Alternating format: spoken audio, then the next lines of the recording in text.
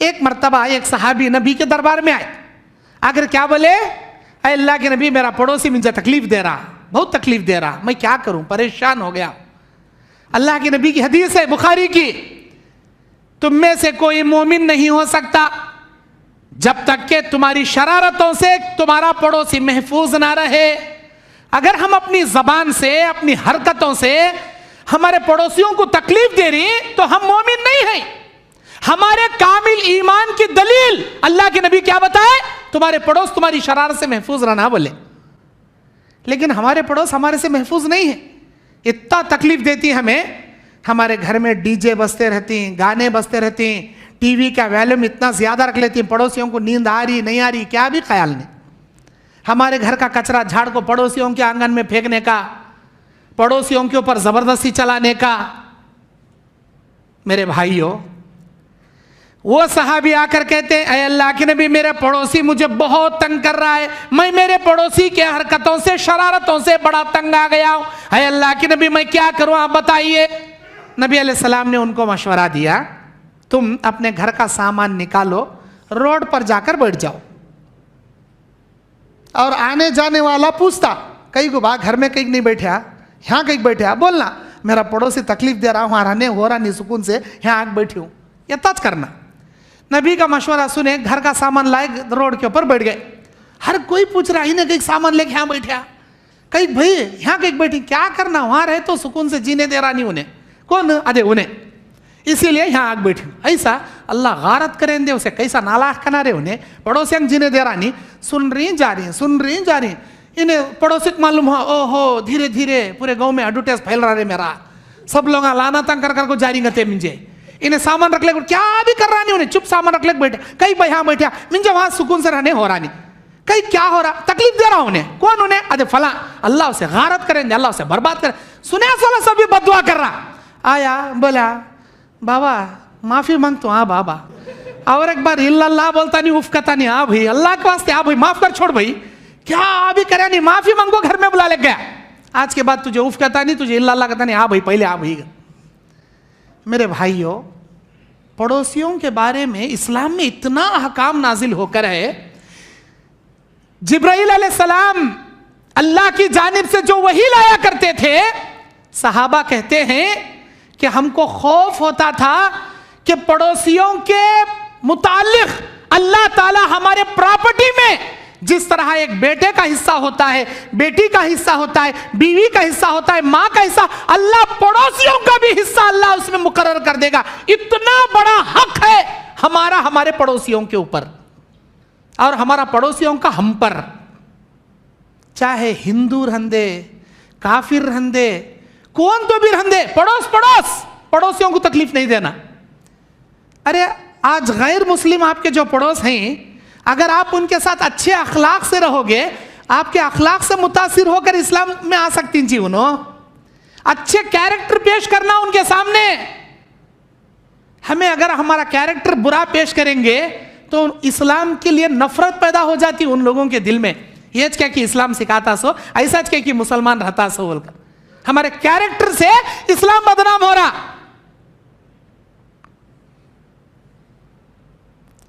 मरीज दवा खाता नहीं, नाम तबीब का बदनाम हुआ। शायर बोलता, मरीज दवा खाता नहीं, नाम तबीब का बदनाम हुआ। होते हैं काम गलत मुसलमानों के, लेकिन इस्लाम बदनाम होता है। होते हैं काम गलत मुसलमानों के, लेकिन इस्लाम बदनाम होता है।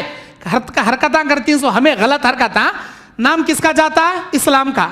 इस्लाम ये के किसी का था, हमारे कैरेक्टर सही रहना, हमारे अखलाक अच्छे रहना। वक़ौलिहिम इन्ना क़तलनल मसीह ईसा बना मरियम रसूल अल्लाह वमा क़तलूहु वमा सलबूहु वलाकिन शुब्बिह लहुम। और उन लोगों का ये कहना है, ईसाइयों का ये कहना है, हमने ईसा इब्ने मरियम को कत्ल कर दिया, जो अल्लाह के रसूल हैं।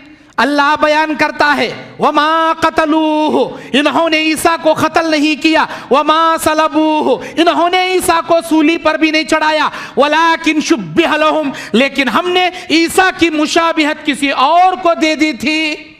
बल रफ़अहुल्लाहु इलैहि, हमने ईसा को आसमान पर जिंदा उठा लिया। व कान अल्लाहु अज़ीज़न हकीमा, अल्लाह जबरदस्त हिकमत वाला है। सूरे निसा 157 158 नंबर आयत। आज जितने भी ये ईसाई लोग चर्चा के ऊपर वहाँ अपने खबरों के ऊपर जो प्लस मार्क लगाते हैं, उसमें एक आदमी का पुतला खड़ा करते हैं जो हाथों में कील ठोका गया है और नाक में भी कील ठोका गया है, कांटों का ताज रखा गया है, पैरों में भी कील ठोका गया है। और उनका कहना है कि ये ईसा इब्ने मरियम है।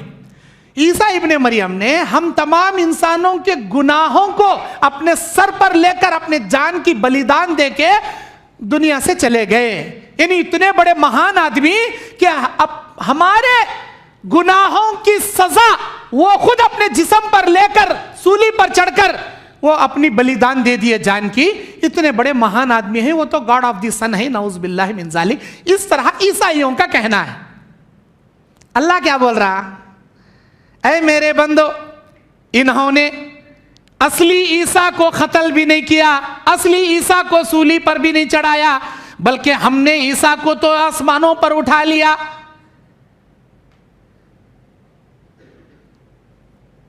ईसा अलैहिस्सलाम को अल्लाह नबी बनाने के बाद किसी भी नबी को अल्लाह तबारक व तआला 40 साल के बाद नबूवत देता था। ईसा अलैहिस्सलाम को 30 साल के बाद नबूवत दिया। उनकी उम्र 33 साल थी जो आसमान पर उठा लिए गए। अभी क़यामत के करीब वो जब आएंगे और 7 साल दुनिया में जिंदा रहेंगे, जिंदगी गुजारेंगे। जब वो शादी भी करेंगे, उनके बच्चे भी पैदा होंगे। लेकिन अब जो आसमान पर गए कुंवारे, बगैर शादी किए गए, इसीलिए ये ईसाई लोग फादर बनते हैं और उनके सिस्टर्स शादियां नहीं करते। हमारे ईसा शादी, रोहबानियत, रोहबानियत किसे बोलते? सन्यासपन। इस्लाम में रोहबानियत नहीं, ला रोहबानियत फिल इस्लाम, इस्लाम में रोहबानियत जायज नहीं। अगर तुम्हारे पास कुव्वत है, कुव्वत मर्दांगी है, अकल है, कमाने की हैसियत है, इल्म है, होश है, तो रोहबानियत इस्लाम में तुम्हारे लिए जायज नहीं। लेकिन ईसाइयों को जब अल्लाह ताला ईसा अलैहिस्सलाम को नबी बनाकर भेजा, इंजील अता किया, आसमानी इंजील किताब, आसमान की किताब अता किया, तो चंद मोजज़ात अल्लाह ईसा अलैहिस्सलाम को दिया। वो मोजज़ात क्या थे? ईसा अलैहिस्सलाम मिट्टी का परिंदा, एक चिक्कड़ से, कला को मिट्टी से कबूतर का शेप देखो, मिट्टी का परिंदा कबूतर बनाकर उस मिट्टी के परिंदे को आसमान पर उड़ाकर बोलते हैं, ऐ परिंदे तो अल्लाह के हुक्म से जिंदा सलामत वाला बन के उड़ जा। मिट्टी के परिंदे को बना को ऐसा उछाले तो वो असली परिंदा बन को उड़ जाता था। चाहे फाख्ता हो, चाहे कबूतर हो, चाहे कोई भी परिंदा, मिट्टी का परिंदा बनाकर ये कहते थे कि तू अल्लाह के हुक्म से असली परिंदा बन जा, तो वो असली परिंदा बन जाता। पहला मोजज़ा। दूसरा, किसी मरे हुए मुर्दे के सामने आकर ईसा अलैहिस्सलाम कहते, या अब्दुल्लाह कुम बिइज़्निल्लाह, ऐ अल्लाह के बंदे, अल्लाह के हुक्म से तू उठकर जिंदा होकर खड़ा हो जा, अल्लाह की इजाजत से, अल्लाह के हुक्म से तू जिंदा हो जा। तो वो मुर्दा चंद लम्हों के लिए जिंदा हो जाता था और वो ईसा अलैहिस्सलाम के नबूवत की गवाही देता था, फिर मर जाता था। ये दूसरा मोजज़ा। तीसरा मोजज़ा क्या? ईसा मसीह कहते हैं। ईसा इब्ने मरियम, यीशु मसीह कहते हैं। मसीह असल में किसे बोलती? छूने वाले को, मस करने वाले को, हाथ लगाने वाले को मसीह कहते हैं। ईसा अलैहिस्सलाम का नाम मसीह क्यों पड़ा? अल्लाह ताला इनको बीमारियों से शिफा का सबब और जरिया बनाया। कोढ़ की बीमारी वाले, गंजे, अंधे, बड़ी बड़ी बीमारियां वाले, जो भी ईसा अलैहिस्सलाम के सामने आता, ईसा अलैहिस्सलाम उस बीमार पर हाथ फेरते और ये कहते कि अल्लाह के हुक्म से तेरी बीमारी दूर हो जाए। अल्लाह के हुक्म से फौरन देखते ही देखते आन की आन चिटकी बजाने में उसकी बीमारी गायब, उसका कोढ़ दूर। अंधे की आंखों पर हाथ फेरते, अल्लाह के हुक्म से तेरी बीनाई आ जाए, आंखें आ जाती थी उसे। कहां? ये यरूशलेम में।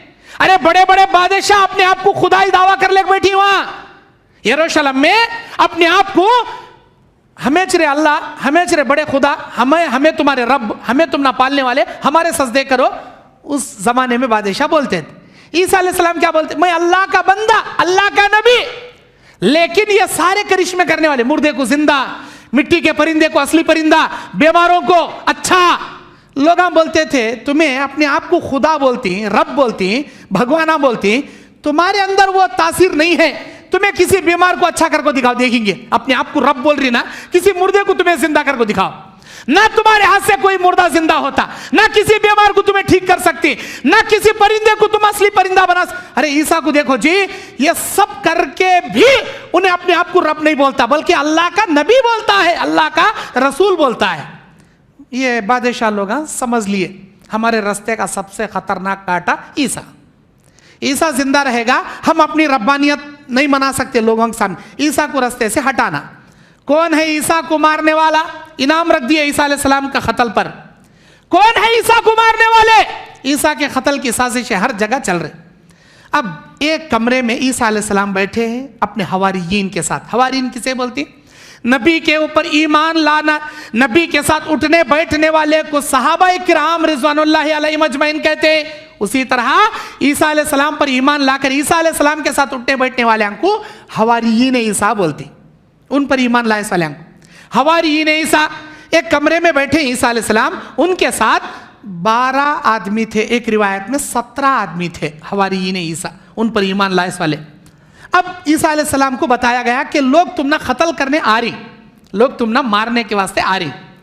ईसा अलैहिस्सलाम अपने हवारियीन में से पूछते हैं, अल्लाह का ये हुक्म है, अल्लाह का ये हुक्म है कि अब इस वक्त अल्लाह मुझे जिंदा आसमानों पर उठा लेगा, लेकिन कौम वाले इस झोपड़पट्टी को तोड़कर अंदर आएंगे और देखेंगे यहां ईसा कौन।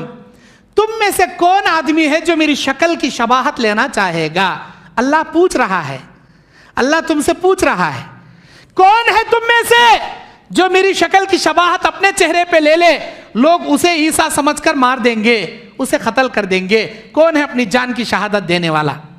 एक आदमी था दुबला पतला, उन्हें हाथ उठाया, अल्लाह ऐ ईसा इब्ने मरियम, ऐ अल्लाह के नबी, तुम्हारी जगह मैं शहीद होने तैयार, तुम्हारी शक्ल मैं लेने तैयार। ईसा अलैहिस्सलाम देखिए दुबला पतला आदमी, दूसरा कौन तो भी लेता गया। और एक बार पूछे, कौन तो है जो मेरी शक्ल ले? अल्लाह ताला मेरी जगह उसे शहीद कर देगा और वो जन्नत में मेरे साथ रहेगा। वही आदमी हाथ उठाया, फिर ईसा अलैहिस्सलाम ये शर्फ अल्लाह मुझे दे दे, मैं अपनी जान की बाजी दे दूं, मैं शहीद हो जाऊं और जन्नत में आपके साथ रहूं। 2 बार 3 बार वही आदमी, तब अल्लाह ताला से दुआ करे, अल्लाह मेरी शबाहत तो इस आदमी को दे दे। फिर उसके बाद ऊपर एक रोशनी की तरह थी, ईसा जिब्राइल अलैहिस्सलाम आए और एक धुएं की शक्ल में ईसा अलैहिस्सलाम को ऊपर लेकर चले गए। किसी को नजर नहीं आए, बैठे बैठे गायब हो गए।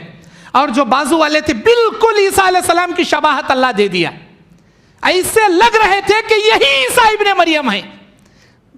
आए यरूशलेम के वो सिपाही बादशाहों के, झोपड़पट्टी तोड़े, देखे अरे ईसा अलैहिस्सलाम तो यहाँ बैठे, ईसा अलैहिस्सलाम तो यहाँ बैठे, पकड़े उनको, ले गए और सूली पर चढ़ाए, उनको मार दिए।